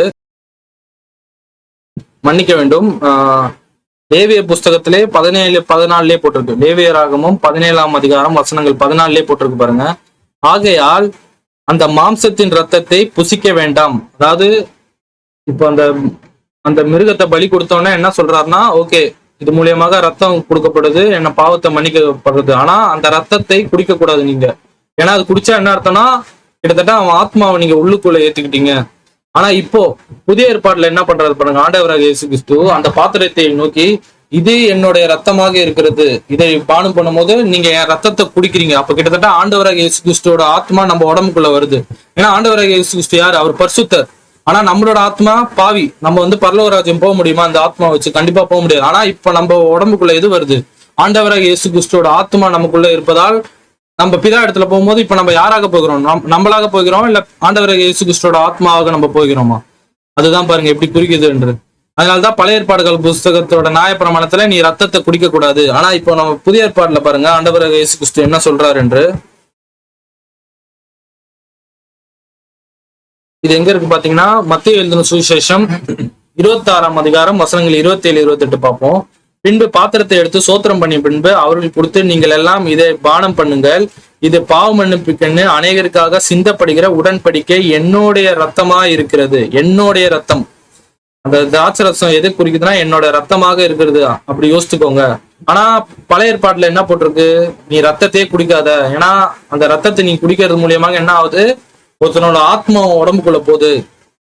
அதனாலதான் பாத்தீங்கன்னா நீங்க ராட்சசர்கள்லாம் அந்த காலத்துல பாத்தீங்கன்னா அவங்க அந்த ரத்தத்தை குடிப்பாங்க. அவங்களுக்கு அந்த ஆத்மா வேணும், ஆத்மா தாகம். பிசாசு பாத்தீங்கன்னா கடிச்சு சாப்பிட்ற ரத்த காட்டேரி எல்லாம் நம்ம படத்துல காட்டுவாங்க. அதுக்கு என்ன அர்த்தம்னா அந்த ரத்த காட்டேரி ஏன் ரத்தத்தை குடிக்கனா அவனோட ஆத்மா அவன் உடம்புக்குள்ள ஏத்துக்கிறான். நீ உன் ஆத்மா எனக்கு சொந்தம்.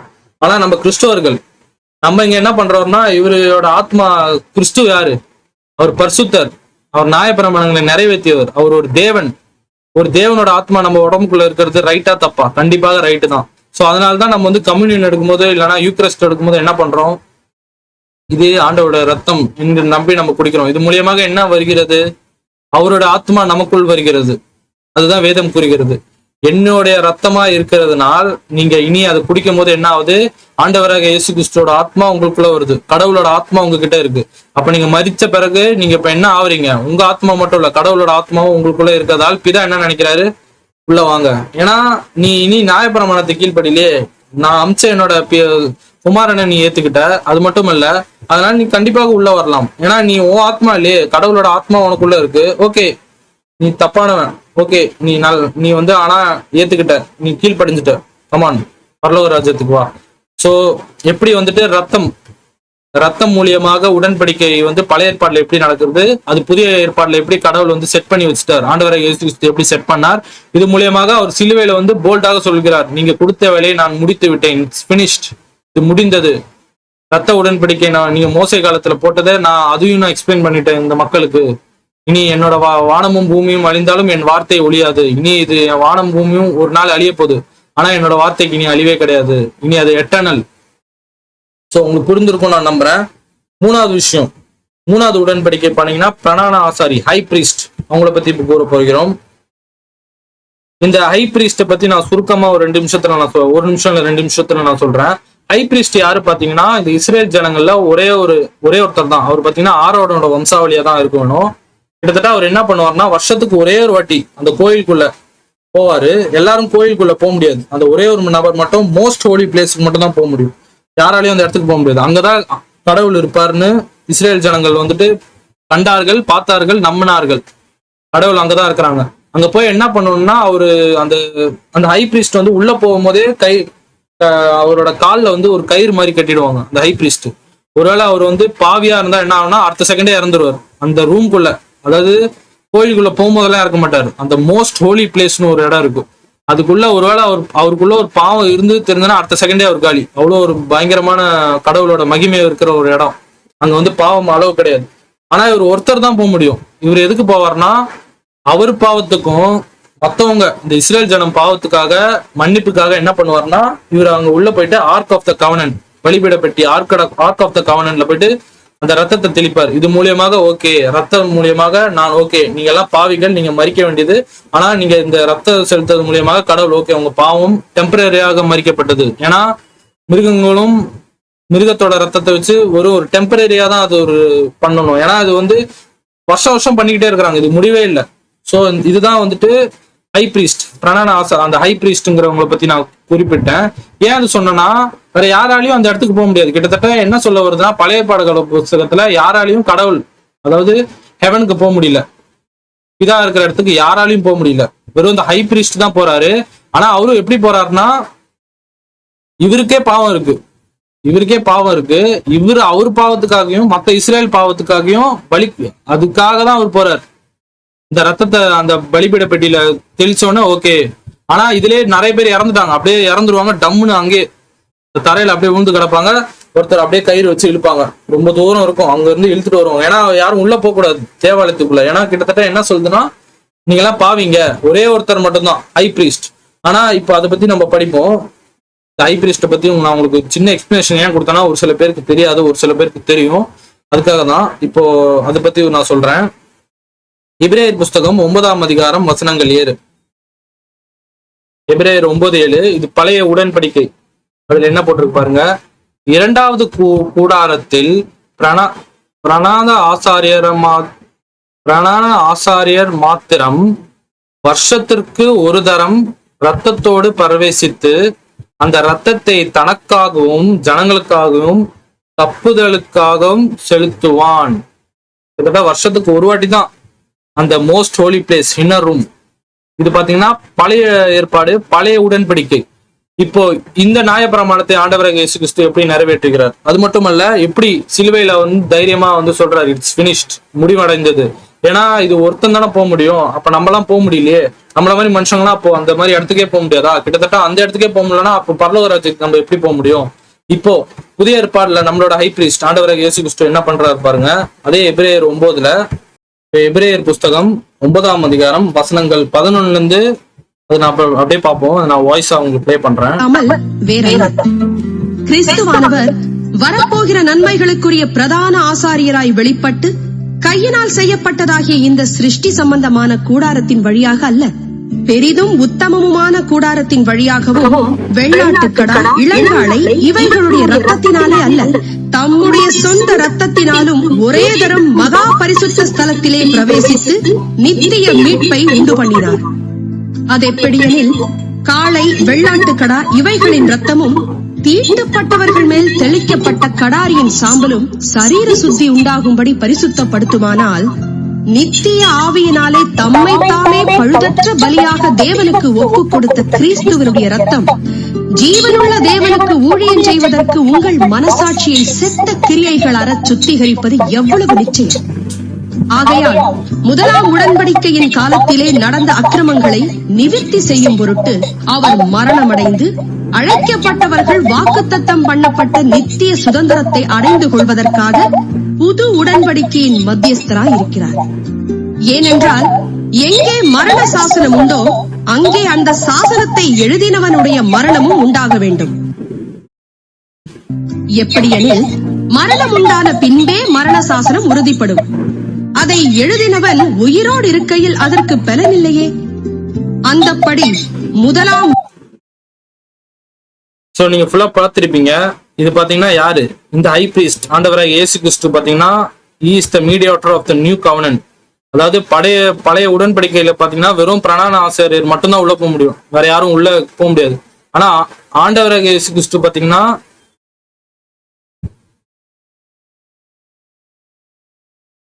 பழைய பிரணான ஆசாரி, அதாவது ஓல்ட் டெஸ்டமென்ட்ல பாத்தீங்கன்னா அவர் பாவத்துக்காகவும் அது மட்டும் இல்ல மனுஷங்க பாவத்துக்காகவும். ஆனா அது வெறும் ஒரு பில்டிங் கூட தான். ஆனா இங்க என்ன போட்டிருக்குன்னா புதிய பிரணான ஆசாரி, அதாவது ஆண்டவராகிய இயேசு கிறிஸ்து பில்டிங் குள்ள போல உண்மையான அந்த இடம். அதாவது இஸ்ரேல் ஜனங்க பாத்தீங்கன்னா ஒரு டெம்பரரியா ஒரு பில்டிங் மாதிரி கட்டி இதுக்குள்ள கடவுள் வருவார், அந்த ஒரு பர்டிகுலர் இடம். இது எர்த்து தான். ஆனா ரியலா பாத்தீங்கன்னா ஹெவன் தான் முக்கியமான இடம். அங்கேயே அந்த பிரணான ஆசாரி போயிட்டாரு. அதுவும் இந்த ரத்தத்தெல்லாம் எடுத்துட்டு போல அவரே தன்னைத்தானே பலி கொடுத்து அங்க போய் நிக்கிறாரு. இது மூலியமாக என்ன சொல்ல வர்றாருன்னா, எவன் ஒருவன் ஆண்டவராகிய இயேசு கிறிஸ்து விசுவாசிக்கிறானோ இனி நமக்கும் அந்த ரைட் இருக்கு பரலோக ராஜ்யத்துக்கு செல்ல. ஏன்னா நம்ம ஆண்டவராகிய கிறிஸ்துவை நம்ம விசுவாசிக்கிறோம். ஆனா முன்னாடி அப்படி இல்லை. இந்த பிரணான ஆசாரியர், பழைய ஏற்பாடு கால பிரணான ஆசாரியரை விசுவாசித்தாலும் அவங்க அதுக்குள்ள போனாங்கன்னா இறந்துருவாங்க. ஏன்னா அவர் ஒருத்தர் மட்டும்தான் அலவுடு. ஆனா இப்போ புதிய உடன்படிக்கையில இந்த ஆசாரியர் ஆகிய இயேசு கிறிஸ்துவை விசுவாசிக்கிறவன் எவனோ அவன் வெறும் இந்த பூமியில இருக்கிற அந்த டெம்பிளுக்கு மட்டும் இல்ல, கிட்டத்தட்ட பரலோக ராஜ்யம் ஹெவனுக்கும் அவனால போக ஆக்சஸ் இருக்கு. இதுக்கு முன்னாடி இல்ல, ஆனா இப்போ இருக்கு. சோ இதன் மூலியமாக ஒரு புதிய உடன்படிக்கை இங்கே உருவாக்கப்படுகிறது. அது மட்டுமல்ல, முக்கியமான விஷயம், அவர் சிலுவையில் வந்து நான் முடித்து விட்டேன் அந்த வேலையும், இந்த பிரணான ஆசாரியரான அந்த உடன்படிக்கையான அந்த வேலையும் அவர் முடித்து விட்டார். புதிய பிரணான ஆசாரியராக ஆண்டவரை இயேசு கிறிஸ்து is the high priest forever. இனி அவங்களை நீங்க ஏத்துக்கிட்டா நீங்க அந்த ஹெவன், அந்த ரியல் ஹெவனுக்கு போலாம். இஸ்ரேல் ஜனங்க வந்துட்டு பூமியில இருக்கிற அந்த கூடாரத்துக்குள்ளே முடியல, ஒருத்தர் தான் போறாரு. அவரும் பாவம் இருந்தா அவர் செகண்டே காலி, இறந்துருவாரு. ஆனா இந்த ஆசாரியர் புதிய உடன்படிக்கையில நமக்காக ஆண்டவரை இயேசு கிறிஸ்து இருக்கிறார். இவரு இந்த பூமியிலோட இடத்துக்கு இல்ல, உண்மையான சொர்க்கத்துக்கே அவர் போயிட்டாரு. இனி பிதா இடத்துல அவர் ஒரு மீடியேட்டரா இருப்பது மூலியமாக நமக்கு அங்க ஆக்சஸ் இருக்கு பரலோக ராஜ்யத்துக்கு. சோ இதுதான் குறிப்பிடுகிறது. சோ சிலுவையில் அவர் வந்துட்டு முடிந்தது என்று சொன்னால் இந்த பிரணான ஆசாரியரோட வேலையும் நான் முடித்து விட்டேன், அதுதான் வேதம் கூறுகிறது. கடைசியாக எபிரேயர்லயே நான் சொல்றேன், எபிரேயர் 10:19, எபிரேயர் புஸ்தகம் 10ஆம் அதிகாரம் வசனங்கள் 19. நான் இப்போ சொன்ன விஷயத்துக்கான ப்ரூஃப் டெக்ஸ்ட் நான் இப்போ காட்டுறேன். இது இங்கிலீஷ்ல நான் படிக்கிறேன். Therefore, brothers, since we have confidence to enter the most holy place by the blood of Jesus. அதாவது நான் இப்போ சொன்னதுதான், இவ்வளவு விஷயம் நான் சொன்னேன், அதுக்கு ப்ரூஃபான டெக்ஸ்ட்டுக்கு தான் உங்களுக்கு நான் காட்ட தேவையில்லை இந்த வசனத்தை. இது ஏன் காட்டுறேன்னா, அவர் சிலுவையில வந்து சொல்றாருல முடித்துட்டாருன்னு, கிட்டத்தட்ட இந்த விஷயம் முடிச்சுட்டாரு. ஏன்னா நம்ம எல்லாம் என்ன நினைக்கிறோம், மரணம் முடிஞ்சிச்சுன்னா அவள்தான், இதுக்கப்புறம் ஒரு வாழ்க்கை இல்லை. அது கிடையாது.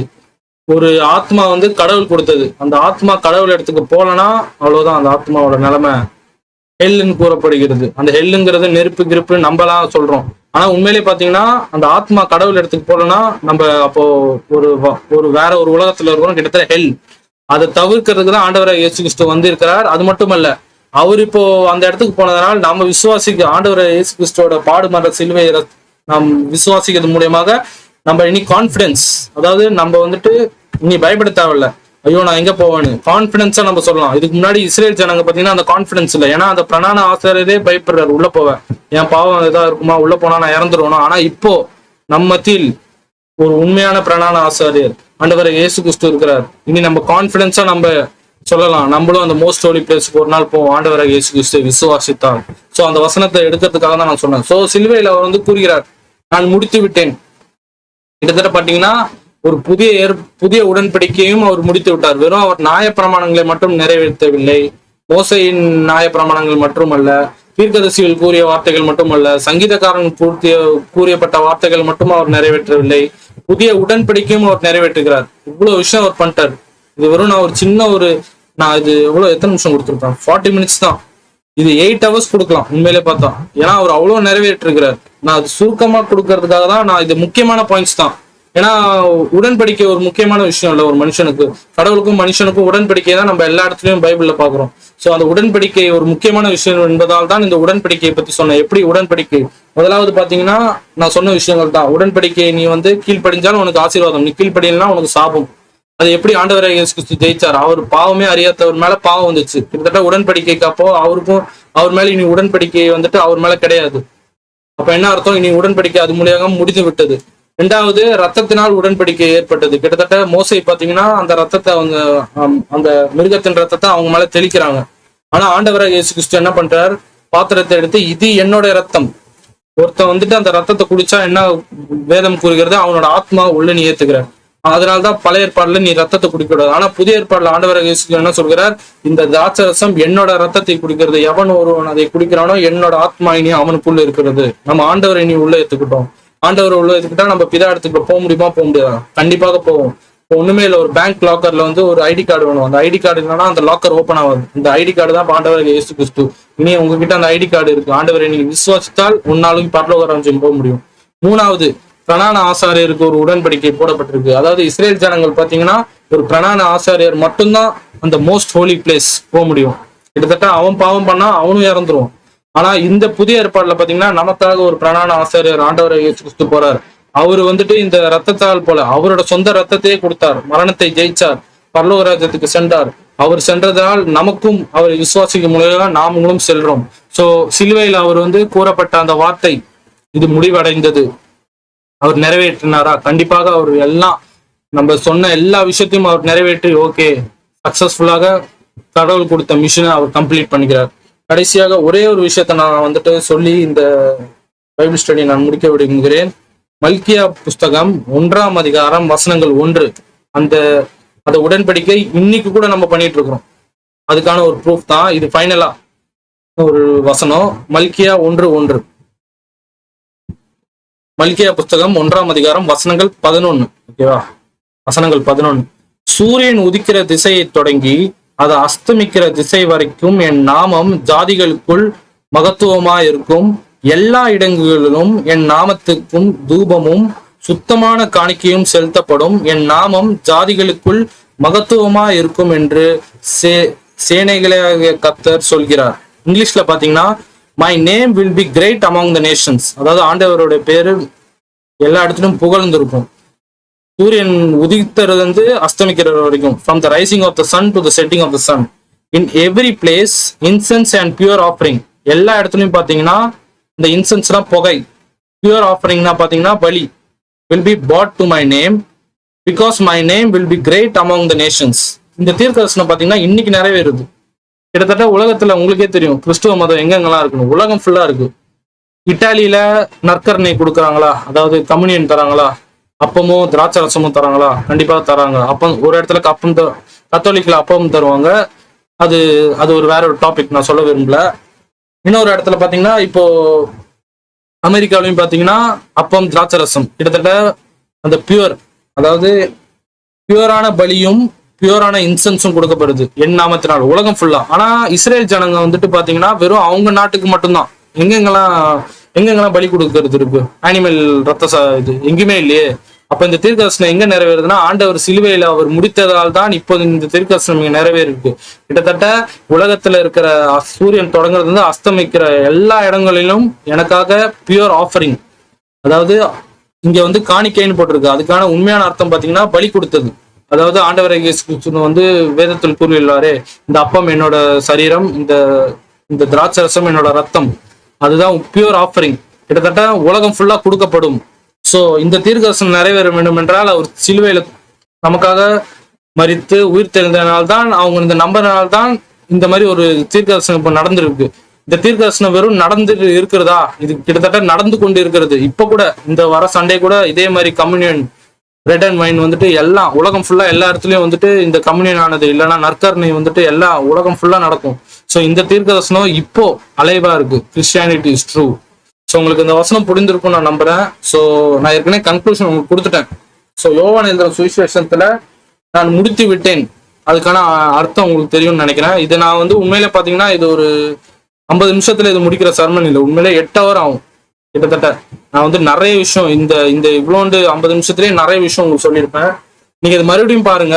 இது மறுபடியும் பாக்குறது மட்டும் இல்ல, நீங்க தனியா ஒவ்வொரு இதையும் வேத ஆராய்ச்சி பண்ணுங்க. ஹை பிரீஸ்ட்னா யாரு, உடன்படிக்கைனா என்ன, மோசையோட நியாயப்பிரமாணம்னா என்ன, எப்படி அவர் நிறைவேற்றினார், இந்த வீடியோ பார்த்த பிறகு உங்களுக்கு புரிஞ்சிருக்கும். ஸோ மறுபடியும் இதை பாருங்க. உங்களுக்கு பிடிச்சிருந்தா அதை ஷேர் பண்ணுங்க, லைக் பண்ணுங்க. அது மட்டும் இல்ல, 6வது வார்த்தை இது, இன்னும் ஒரே ஒரு வார்த்தை இருக்கு.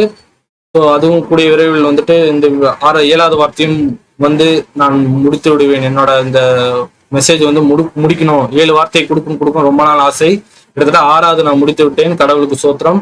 ஸோ உங்களுக்கு பிடித்திருக்கும் நான் நம்புறேன். மறுபடியும் பாருங்க, நிறைய விஷயம் சொல்லியிருப்பேன். கொஞ்சம் இந்த வாட்டி கொஞ்சம் ஈஸியா இருந்திருக்காது, கொஞ்சம் ஒரு சில பேருக்கு இது புதுசாக இருந்திருக்கும். ஆனா நான் எவ்வளவு எளிமையாக புரிய வேண்டுமோ அது புரிய வைத்தேன் பரிசுத்த ஆவியின் மூலியமாக. சோ கடவுளோட நாமம் இது மூலியமாக மகிமைப்படட்டும். ஆமீன்.